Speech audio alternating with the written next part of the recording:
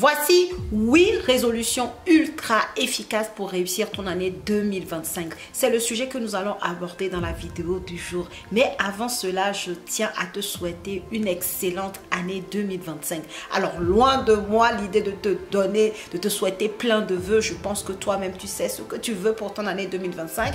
Mais s'il y a une chose que j'aime souhaiter aux personnes qui m'entourent et à moi-même d'ailleurs, c'est d'avoir une prompte santé.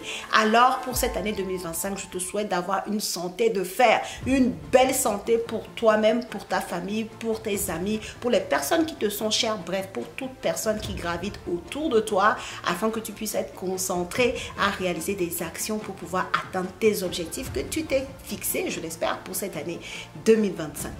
Alors, on va revenir sur la thématique du jour. Tu sais, on est en début d'année, tu vas voir comme pour 2024, 2025 va passer rapidement. Et pour réussir une année, encore faut-il mettre en place des actions intelligentes, des actions efficaces qui vont te permettre de ne pas passer à côté de ton année. Par exemple, si tu as établi un plan, un objectif ou des objectifs sur ton année, comment faire pour pouvoir les réussir? Surtout ici, dans cette vidéo, on va parler de résolution financière pour pouvoir investir dans l'immobilier, pour pouvoir avoir de l'argent de côté, bref, pour ne plus avoir de casse-tête, de stress lorsqu'il s'agit de situations financières. La vidéo, je pense que c'est une vidéo qui va t'intéresser évidemment si tu es sur cette chaîne ou si tu viens de la découvrir. On va parler d'argent et je pense que l'argent intéresse tout le monde. Donc, je t'invite à regarder cette vidéo jusqu'à la fin. On commence tout de suite. Bonjour à tous et bienvenue sur cette chaîne destinée à l'investissement immobilier. Je suis Céline Medewou, épouse Dorito. Je suis une immopreneur, une personne qui fait du business avec l'immobilier. C'est ce que je t'apprends à faire au travers de mes contenus sur cette chaîne et également au travers de mes formations et de mes accompagnements. Si c'est un sujet qui t'intéresse de savoir comment faire de l'argent grâce à l'immobilier, comment développer des sources de revenus complémentaires grâce à l'immobilier, parler d'argent, si cette thématique t'intéresse, je t'invite à t'abonner à la chaîne si ce n'est pas encore fait et surtout active ta cloche de notification pour ne pas rater mes futures publications. Si tu es nouveau ou nouvelle sur la chaîne, va rapidement regarder en barre de description de cette vidéo. Tu trouveras des liens très intéressants, notamment ton lien de bienvenue pour aller télécharger les 10 commandements de l'investissement immobilier rentable. Alors, on revient au sujet du jour qui est très important pour moi, pour te permettre, en tout cas pour t'aider à bien démarrer l'année, des 8 résolutions financières qui sont ultra efficaces. Là, tu me connais, on est dans l'action-réaction des choses que tu vas pouvoir mettre en place dès maintenant. Là, tout de suite, tu regardes la vidéo et tu vas pouvoir appliquer ces concepts, ces résolutions, ces actions dont je vais te parler. Et il y en a 8 aujourd'hui dans cette vidéo. 8 résolutions financières ultra efficaces pour ton année 2025. Alors, la première résolution dont je vais te parler, la première action finalement que moi je te conseille de faire absolument, c'est de faire un bilan financier complet. Très souvent en fin d'année, c'est la période où on dépense beaucoup. Ok, bon bah ça c'est fait. Mais en même temps, on arrive sur une nouvelle année où là il va falloir remettre les choses à plat. Et dans cette lignée, dans cet objectif, je t'invite vraiment à prendre le temps nécessaire pour faire ton bilan financier complet. Qu'est-ce que ça veut dire? Puisque ici, on est sur une chaîne où on veut apprendre à multiplier ses revenus grâce à l'investissement immobilier, à se créer des revenus complémentaires, à se créer un patrimoine immobilier intéressant, rentable, à avoir du cash flow. Mais tout ceci a pour fondement une bonne gestion financière, ne pas faire la stratégie de l'autruche qui consiste à regarder ailleurs et ne pas s'intéresser à ce qui se passe sur son compte. Nous, on fait l'inverse. Donc, en ce début d'année, tu vas prendre le temps nécessaire, mais ça, c'est pas non plus, ça va pas te prendre une journée, on est bien d'accord. Ça peut être 1 heure où tu vas pouvoir faire le bilan sur ton profil financier, le bilan complet. Ça veut dire quoi? Ça veut dire connaître ta situation actuelle finalement. Quels sont tes revenus? Quelles sont tes dépenses actuellement? Est-ce que tu as des dettes? Quelles sont ces dettes-là? Est-ce que ce sont des dettes de crédit à la consommation? Est-ce que ce sont des dettes qui te suivent parce que pour faire des cadeaux en fin d'année, tu as dû faire des crédits à la consommation ou des paiements en 5 fois, en 6 fois? Quelles sont ces dettes-là? Quel est le niveau de ton épargne? Bref, tu dois pouvoir t'asseoir et faire ce bilan-là. Et qu'est-ce que ça va te permettre? C'est ça qui est intéressant. Ça va te permettre d'identifier des leviers d'amélioration. Imaginons que tu fasses le compte sur tes dépenses et tu tu te rends compte qu'il y a des abonnements qui ne sont plus nécessaires, et ben tu vas pouvoir les éradiquer. Imaginons que tu fasses ton bilan et tu te rends compte que tu as des crédits à la consommation. Admettons, je vais prendre un exemple pour que tu vois un peu l'analyse qui est bien de faire.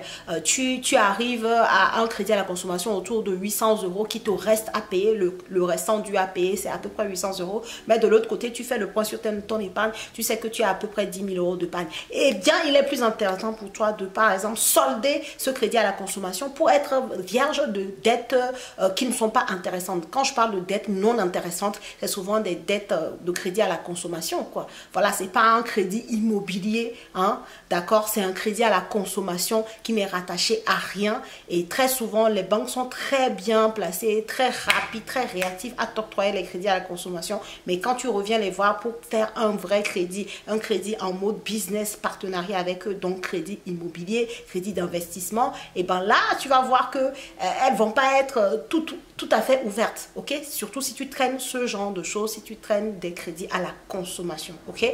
Donc, point 1, résolution number 1 en cette année 2025, ce début d'année 2025, fais le bilan financier complet de ta personne ou de ta famille si tu es en couple. Bref, il est très important de prendre un temps nécessaire pour faire ça. Ok, ton action concrète par exemple pour t'aider, ça peut être de tout mettre, je sais pas, dans un petit fichier Excel pour mettre, je sais pas, revenus, case dépenses et mettre chaque ligne, qu'est-ce qui correspond à quoi et voir comment ça se répète dans les mois et voir là où tu peux aller grignoter, enlever certaines dépenses inutiles pour justement arriver à quoi? Arriver à te dégager de l'argent, arriver à te dégager une capacité d'épargne qui va être intéressante à voir pour les banques lorsque tu iras peut-être en avril demander un financement bancaire si tu as un projet immobilier. Je pense que si tu es sur cette chaîne, c'est que tu as un projet immobilier et donc c'est pour ça que la plupart des résolutions que je vais te donner, ce sont des résolutions financières qui vont te permettre d'avoir le profil pour pouvoir aller accéder à un crédit immobilier, à pouvoir réaliser ton projet immobilier et être serein financièrement parlant. On est d'accord, avoir de l'épargne, avoir un profil épargnant, c'est bon pour les banques, mais c'est bon pour toi-même en fait. Admettons même que ton projet, c'est, je sais pas, en 2026, mais le fait de pouvoir épargner, avoir de l'argent de côté, avoir une épargne de sécurité, ça te sécurise toi-même. Ça te permet de dormir sereinement si jamais tu as des aléas de vie. Donc, je ne peux que t'encourager à 1000% à faire ce bilan-là et à voir, à identifier des leviers d'amélioration pour pouvoir te dégager une capacité d'épargne mensuelle. Donc ça, c'est la première chose à faire. La deuxième chose que moi, je vais te conseiller, ça va être d'augmenter en fait ton taux d'épargne, ton niveau d'épargne. Je ne sais pas, peut-être qu'en 2024, tu épargnais 10% de tes revenus. Et si cette année, tu montais à 20% de tes revenus épargnés, admettons que tu gagnes 2000 euros par mois, ton challenge pour 2025, ça serait de passer, au lieu de 200 euros par mois en épargne, de passer à 400 euros d'épargne par mois. Tu vois, ce n'est plus la même chose. Tu doubles littéralement ton niveau d'épargne. Et puisque tu doubles ton niveau d'épargne, tu vas voir que ton épargne va également gonfler rapidement. Mais du coup, pour faire ce point 2, tu vois bien que le point 1 est évidemment nécessaire. Si le point 1 n'est pas fait, si le bilan n'est pas fait, si tu n'as pas vu des points, des leviers d'amélioration, si tu n'as pas vu là où tu peux aller taper pour justement baisser tes dépenses, baisser tes dettes pour pouvoir te dégager de la capacité supplémentaire d'épargne. Ce n'est même pas la peine de venir sur la résolution 2 qui est d'augmenter ton taux d'épargne. Tu vois? Donc, moi, je te conseille vivement, en tout cas, de faire le bilan. C'est le point hyper important, méga important pour tout le monde. Et en 2, résolution 2, te donner comme challenge d'augmenter ton niveau, ta capacité d'épargne, en fait, ton taux d'épargne mensuel par rapport à 2024. Si en 2024, tu épargnais, je sais pas, peut-être toi, tu épargnais 5% de tes revenus, peut-être que cette année va à 10%. Mais moi, le challenge que je te donne dans cette vidéo, c'est d'augmenter ton taux d'épargne de 20%. Ok? Donc, de mettre 20% de ton revenu ou de tes revenus en épargne pour aller rapidement gonfler ton enveloppe, ton argent que tu as de côté et pouvoir aller lever des fonds pour réaliser tes projets d'investissement immobilier. Donc, ça, c'est le point 2. Et ce que tu peux faire comme action rapide, ça peut être d'automatiser les versements pour ne pas que tu sois tenté d'attendre la fin du mois une fois que tes dépenses sont passées pour pouvoir mettre cet argent de côté. Mais encore une fois, si tu n'as pas fait le point 1, si tu n'as pas vu les leviers d'amélioration de tes dépenses, tu ne vas pas pouvoir augmenter ton taux d'épargne mensuel. Voilà quoi, si tu n'as pas d'argent, tu ne peux pas épargner tout simplement. Donc tu fais le point 1 et tu vois comment tu peux faire le point 2 qui est d'augmenter ton taux d'épargne et d'arriver à 20% de tes revenus épargnés mensuels. Le point 3 que je vais te partager avec toi, qui est aussi très important, c'est de te créer un fonds d'urgence qui va correspondre à peu près à 6 mois de tes dépenses. Encore une fois, si tu n'as pas fait le bilan, tu ne sauras pas à quoi correspond 6 mois de tes dépenses.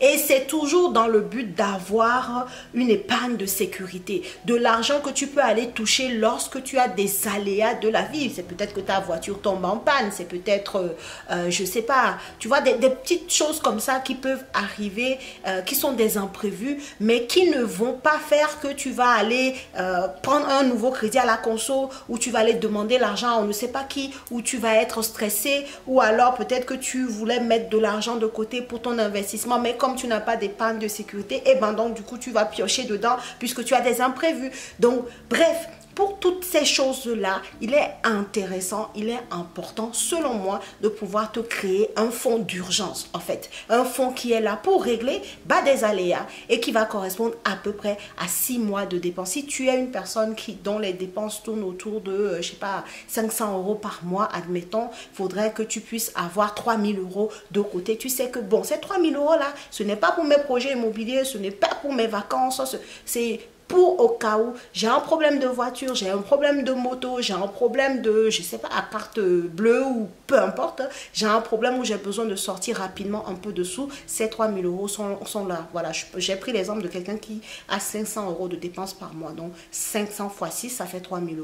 Donc en fonction du montant de dépenses que tu as, faudra créer ce fonds d'urgence là pour avoir la tranquillité d'esprit et savoir que maintenant, si tu as un aléa, tu as de quoi couvrir cet aléa, tu n'as plus besoin de faire des crédits conso, tu peux maîtriser ce genre d'événements même si ce sont des aléas. Ok, donc ça c'est le 3e point. 4e point aussi qui est important, ça va être de développer tes compétences financières et immobilières. Je veux dire, ça fait quand même plusieurs années que je te parle ici d'investissement immobilier, mais on ne peut pas parler d'investissement, de développement comme ça sans parler de sa propre connaissance, quoi. En fait, pour être là où moi j'en suis aujourd'hui, et je continue de le faire, je me forme, je lis des livres et j'expérimente des choses sur le terrain. En fait, c'est toujours un mélange de tout. Mais la première chose, c'est toujours la propre connaissance qu'on a d'abord. Et c'est ce qui nous donne confiance de pouvoir passer à l'étape de passer aux actions concrètes. Donc, où est-ce que tu en es aujourd'hui par rapport à tes connaissances sur les finances personnelles, à comment gérer son argent, à comment réaliser de l'épargne, à comment être efficace dans la gestion de ses comptes bancaires? Enfin, où est-ce que tu en es de toutes ces connaissances-là? Et sur l'immobilier également, puisque l'objectif, j'imagine, si tu me suis ici, c'est que tu veux exploser tes résultats en 2025. Tu as un projet immobilier que tu voudrais concrétiser. Eh bien, sache que l'immobilier va avec la finance. C'est pas... Tu ne peux pas les décorréler en fait. Pour pouvoir réussir dans l'immobilier, il faut être un bon gestionnaire. Et parce que tu es un bon gestionnaire, tu vas pouvoir épargner, tu vas pouvoir montrer patte blanche à la banque, tu vas pouvoir avoir la confiance de la banque et tu vas pouvoir investir dans l'immobilier. Et parce que tu es un bon gestionnaire, tu vas pouvoir gérer au mieux ton bien immobilier pour qu'il te crache de l'argent. Mais tu sais gérer, donc tu sais comment faire pour pouvoir, si besoin, couvrir les aléas sur ce bien. Bref, c'est un tout en fait. Donc où est-ce que tu en es sur le développement de tes connaissances, que ce soit sur la finance, les finances personnelles ou que ce soit sur l'investissement immobilier? C'est très important de te poser en ce début d'année, de répondre à cette question. Si la réponse est je ne suis pas au bon niveau, peut-être faudrait-il prendre une formation. Moi, j'ai une formation sur l'investissement immobilier par exemple.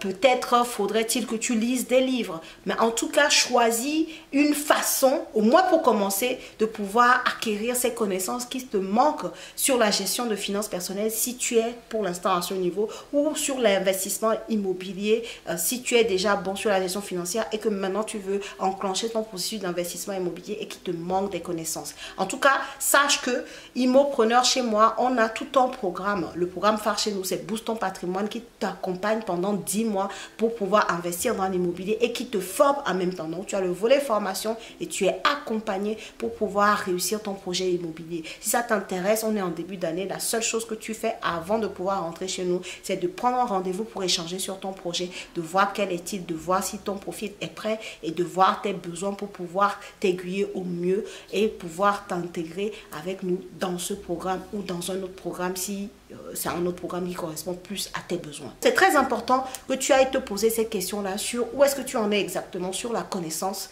que ce soit sur les finances personnelles ou que ce soit sur l'investissement immobilier de façon générale. 5e résolution, c'est